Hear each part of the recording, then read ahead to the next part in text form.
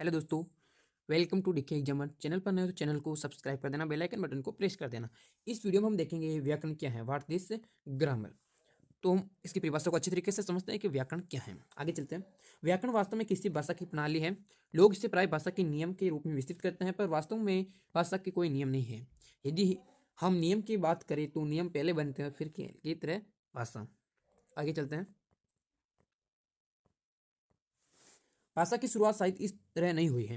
वास्तव में भाषा एक व्यक्ति द्वारा दूसरे व्यक्तियों से भावनाओं का आदान प्रदान है। व्यक्ति की भावना का आदान प्रदान भाषा के द्वारा होता है। वक्त के साथ शब्दों, वाक्यांशों और वाक्यों में लोग इसे विकसित करते गए और वह आज भाषा या बोली का रूप ले लिया है। सभी भाषाएं समय के साथ बदलती रहती हैं, जिसे हम व्याकरण कहते हैं। व्याकरण वास्तव में किसी विशेष समय में भाषा का प्रतिबिंब है। आगे देखते हैं हम। तो क्या हमें भाषा सीखने के लिए व्याकरण का अध्ययन करने की आवश्यकता है? तो मेरा जवाब होगा नहीं। हमें भाषा सीखने के लिए व्याकरण के अध्ययन की आवश्यकता नहीं है।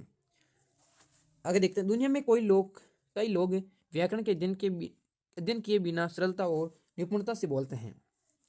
उदाहरण के तौर पर हम ही अपने आप को ले लेते हैं। हमें हिंदी व्याकरण का कितना ज्ञान है और हम किस तरह बोलते हैं। यानी कि हमें हिंदी भाषा का, हिंदी व्याकरण है उसका इतना अच्छा ज्ञान नहीं है, लेकिन हम कितनी अच्छी तरीके से हिंदी बोल सकते हैं, कुशलता से हिंदी बोल सकते हैं। क्यों बोल सकते हैं? क्योंकि हमारा पर्यावरण ही वैसा ही है। हम उसी जगह पर रहते हैं जहाँ पर सभी लोग हिंदी बोलते हैं, जिसको देखकर हम भी हिंदी बोलने लगे हैं। उदाहरण के तौर पर अमेरिका को ले, तो अमेरिका में इंग्लिश बोलते हैं तो सभी इंग्लिश बोलना सीख जाते हैं।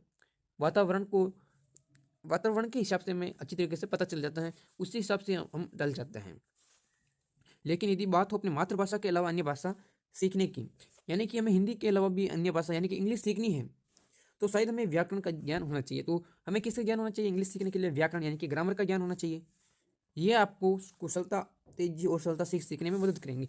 अगर हम ग्रामर को पढ़ेंगे तो हमें इंग्लिश सीखने में क्या आसानी होगी, कुशलता से हम इंग्लिश सीख सकेंगे और जल्दी से सीख सकेंगे और सरलता से आराम से सीख सकेंगे।